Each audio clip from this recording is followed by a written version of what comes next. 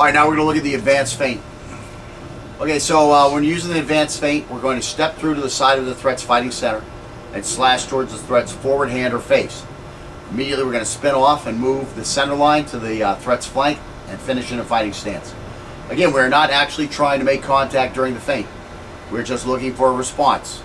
The step through allows us to move the center line further off the threat's fighting center, so he will have to move further in order to reorient to us, keeping us ahead on the OODA loop. And during his reorientation movement, he will be very vulnerable to an attack. If the threat attempts a counterattack to this feint, he will be highly vulnerable to an attack on several angles, and our second step can be towards him, while our free hand focuses on defending his knife. So again, just to show that footwork real quick, I think I can do that without moving too much. So we're here, we step through here, we step back here with this wrong orientation, but once we're here, if we see an attack, we can just step in instead of continuing back here to get our orientation where we started.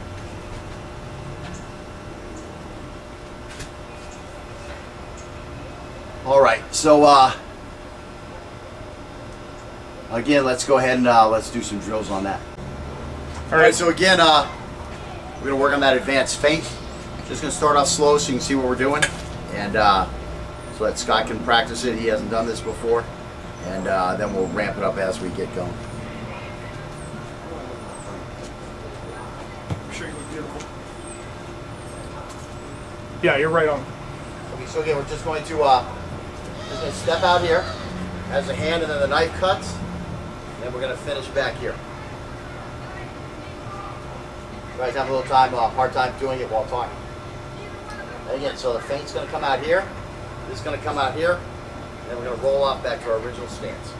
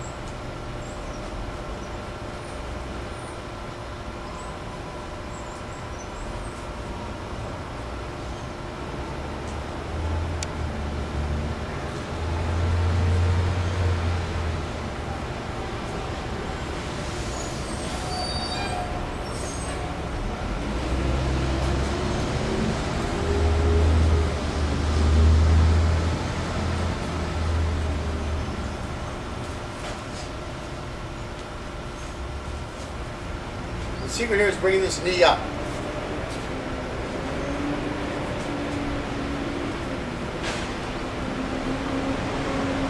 So you're going to start here by leaning forward a little, but as soon as you get that momentum going forward, this knee has to shoot up. That's what's going to pull you off to the side.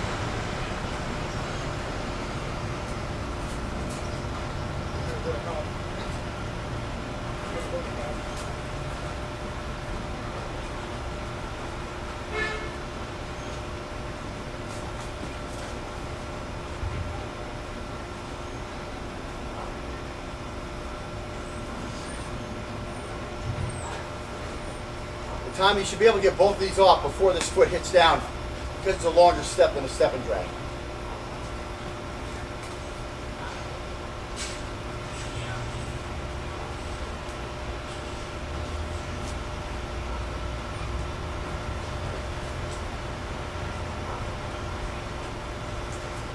Still snapping that blade through.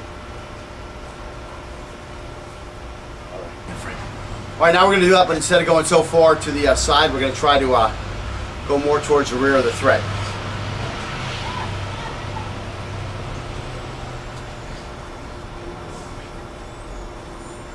Now we're working our way behind him.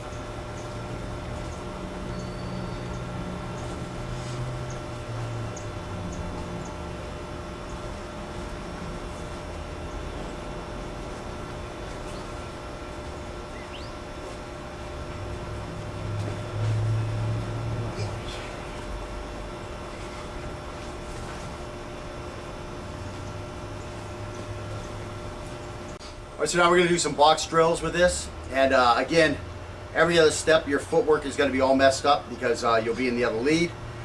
And then when we go side to side, usually you will start with the wrong footwork, but you're going to correct that when you're doing your step and drags to the left or to the right. So we're still going to step and drag when we're moving to the left or the right. And we're really only going to be doing the advanced feint footwork while we're going straight forward or backwards. And again, this is just a repetitive drill to help us get this, mainly just get your hands moving while your body's moving. That's the main thing. If you also happen to pick up some of the actual skills of the drill, that's good too. Okay, so we're going to start forward and then to the left, back, and then back over here. Bam, bam, bam, bam, bam, bam. Go back. Bam, bam, bam. Yeah, come this way. Bam, bam, bam. Well, just gets off street. And we still got to go forward, right? No, we're done. Now we got to go this box. Yeah. Bam, bam, bam, bam, bam, bam, bam, bam, bam. Okay, going back. Bam, bam, bam. Okay. One has bad. One has bad. Forward Come up to here. the right. No, we're gonna go back. We're gonna go this way and this way. That's why you all got screwed up into this. Should never do that side first. Okay. Here we go. Bam, bam, bam, bam, bam, bam, bam, bam, bam. Yeah. Is that the end of that? Forward. Forward. Bam, bam, bam. Good. Use my hands. I finish back with it. All right. So now we got to do this box over here, right? Yeah. Come back a little bit. Yeah. Go ahead. Bam, bam, bam. Bam, bam, bam. Go back in.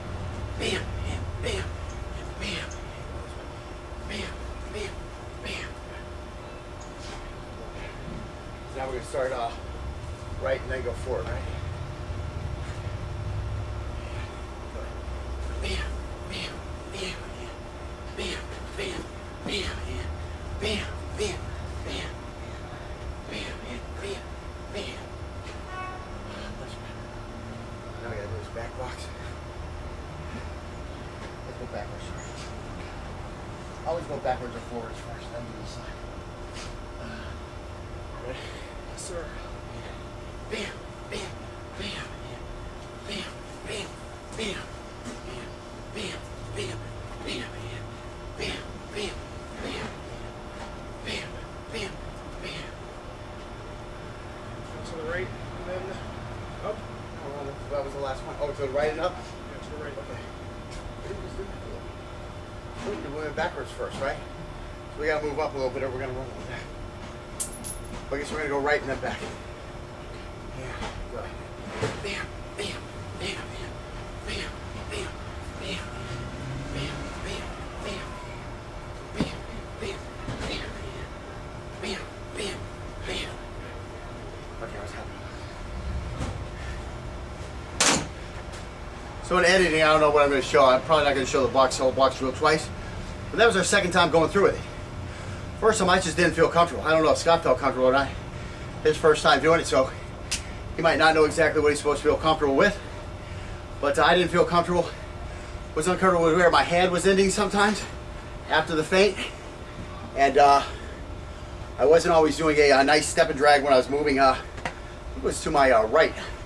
I was wanting to do like a little step through thing because of the fact that I started with my right leg forward when I was doing my step and drags to the right. For some reason, my footwork started getting like it didn't feel right. I wasn't comfortable. I don't know what I was doing. I'll look at the videotape, I'll find out. But again, you don't feel comfortable, you're not sure everything's right, do the drill again. Let's say, do 10 more reps. Do whatever it takes. Once you feel comfortable though, get on to the next thing. What were you telling me about? Oh yeah, he was just telling me about, he bowls, right? So when he was younger, he's trying to learn how to put the, what is it, a hook on the ball? Yeah, hook on the ball. Trying to learn to put a hook on the ball. So he had somebody teaching him how to do the hook. So he's trying to get the hang of it, it's just not coming down. So he doesn't bowl for a little while. He's not with the guy that taught him how to do it. He goes back out, he tries to do it by himself, and boom, it comes out. That's because he put the time and he did do the drills. But sometimes what's happening, you're so busy thinking, okay? You're so busy thinking that screws the whole thing up. You just can't think as fast as you need to do the movements when there's a number of movements in succession. It's too hard to think as fast as you're moving if you're trying to move quickly. You have to let this come out just subconsciously. So again, he had learned it, he had practiced it. A couple months later, he goes out to do it, and boom, there it is. He's now throwing hooks. Now he's a good bowler. He's been a good bowler ever since, he said. So, that's just the way some things are. Don't just drill yourself and drill yourself and drill yourself until you have it perfect. Drill it until you got the basic movement, it feels comfortable. Get on to the next thing. You're going to be working on this stuff again as we go forward. And that's what I'm going to lift your mind sometimes. I just let your mind, your subconscious, process that stuff a little bit. And then when we get to it later on, you're doing it just fine. Again, I'm not looking for perfection. We're never looking for perfection. We're looking for efficiency. I've never seen a guy just throw, in a real street fight, I've never seen a guy throw kata type freaking front kicks, back kicks, side kicks, whatever. It never happens. There's no need for it to happen. There's too many variables for it to happen. It's just not going to happen, okay? You can practice all that kata perfectly all you want. You're not going to use it like that in a real fight. There's too many variables. So what you have to be able to do is to be able to make this stuff come out now. Come out now and be efficient enough to be effective. That's all you need. That's all you need. Sitting here practicing for perfection, it's not a perfect world. It's never going to work that way. Only when it's only you out there on the mat doing your kata for the judges is going to work like that, because you're in control of all the variables that are there. Once you're not in control of the variables, it's not going to work the way you thought it was going to if that's the only way you've ever done it. So we try to do stuff the way it's going to come out in a real fight. That's on the go, now, not when you're ready, okay? So this thought process, again, do it till you're comfortable. Once you're comfortable, get on to the next drill. Just tweet you up there, you missed. All right, let's see. So, all right, so now we're going to bring a living, breathing entity into this drill, and we're going to throw the feint. And again, like last time, he's going to try to counter and attack our empty hand as it comes in, and we'll try to get a piece of his knife hand, which is going to be easier on a lefty than it is on a righty. So we'll do some righties at the end again, and we'll see how that changes things up again. Of course, the righty, the counterattack will work better when we get to that stage. Okay, so there we are here, and I'm going to come into this area. No, no, stay the same way you were. No, that's for the other drills. You're not paying. Okay, so again, I'm coming into this area here, and as you come into there, I'm going to try to get off on this thing here. Okay.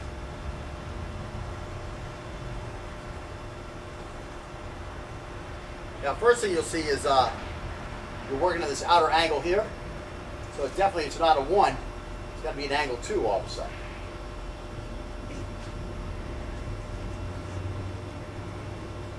The other thing you'll notice is it's kind of tough to get to his hand. But you will see that his shoulder is wide open. So his shoulder is definitely the better target here with an angle 2. Now I can try to get to his hand, but because of the fact that we're both like moving in the same direction with him just ahead of me, it's going to be a race that's going to be hard to win. If you get it, you're going to get a big old slash. You'll have a nice long area slash. But it's a tough race to get to. Some of you real quick guys will be able to get it. That time I actually caught him. I caught him on the follow through down here. But by far the easier target is that shoulder if you can get to it.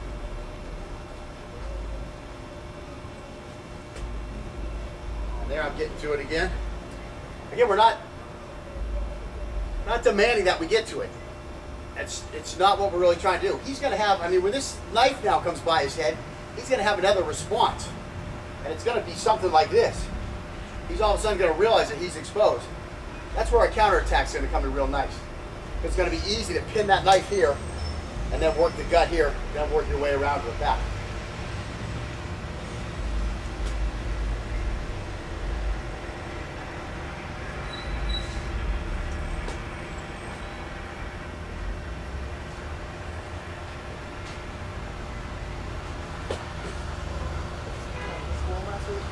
Yeah.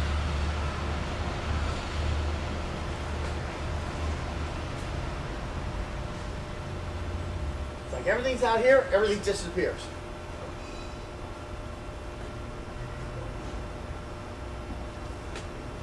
And it's that knee driving up into the outside that changes your direction and puts you over there.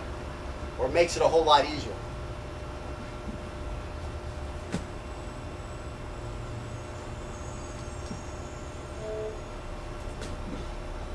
See how far I get away if I want to do that whole moving the center line.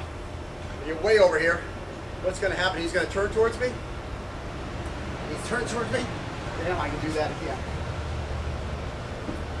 You know, a lot of that was off frame, but sorry.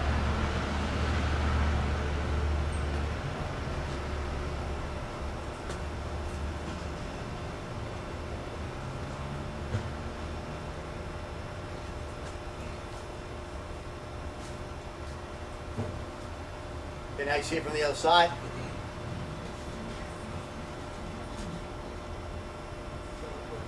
You're going to go this way. Reach out with that hand. Bring that knee up big. Get over there. So you're going to start flying at me. And then you're going to change that direction by bringing that knee up. So that lean goes like that, and then that hand comes through. And that knee comes through. The reaction was classic. He came with his hand here. And as he saw my knife start moving, instead of just really focusing on my hand or my shoulder, I saw him kind of do this flinch response. Which again, that's what I'm talking about. You throw a thing at this other guy, he's not going to just sit in there and be all cool. Oh, like, oh, he threw a feint at me. Here we go. Oh, he's coming at me. No, he's going to be like this. He's going to, he might go for that first one, but when that blade starts coming at him, he's going to be like this. He has no choice. He now realizes that he's suckered. He went for that feint. The hand comes in. He sees that hand. He tries to go for that hand. The hand's out of the way. Oh my God, here comes a knife at me. What do? I mean, it's too late to really drive everything this way. Your momentum is all going this way towards that hand. The only thing you really have is this kind of a flinch response. You're going to be in a If you're the guy who got the feint thrown at you and the guy threw the feint at you good, you're going to be in the hurt locker when you see that next night coming. It's going to be very hard to get a trained response. Now we, in this class, we do a lot of Area 2 defense responses. We do a lot of Area 1 defense responses. Is it going to be a whole lot easier for us when we miss that thing to know that we have to lift this leg up, step out of the way, and get our fighting center back on the center line to where now we can catch that knife? Yeah, it's going to be a whole lot easier for us. But who else is training like that? I don't know. You see him? Did you see him when you're driving in? I didn't see it. No, but we're in a bad neighborhood. You know people around here have knives, right? Yeah. But you didn't see none of them training when you came in, right? So are they going to be ready? Are you going to have a better chance to be ready? Of course you're going to have a better chance.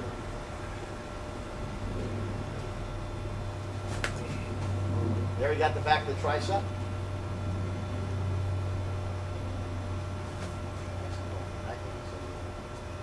Too far behind you? What's that? Am I doing a different drill? Am I too far behind you? Let me watch your footwork this time. You're doing a step and drag instead of a step through as you move across. So just here, do a couple slow ones. Just we'll go slow. I'll just stand still. That's what we want, yeah. And that's where I want you. I want you away from me. You know? The other one we try to come in close, but you need to get the hang of that before you start doing this. You know what I'm saying? Again, that's the next drill. We'll get there. Now start aiming up here, and it's got to be. You're still trying to do a 1, do a 2. Okay, right. Just bringing it up. Right, just put it out there. Remember, you're going to be off to the side of you when you throw this. There. And that's what you want. That's okay. Look, it's a shoulder. You can smack it as hard as you want. Still doing one. Still doing a 1. It's okay. It just seems natural as I'm moving. Well, because you've done a lot of 1s. That's a problem. Watch when I do mine. Okay, go ahead and see where my knife comes? Okay. That's why I'm getting the 2.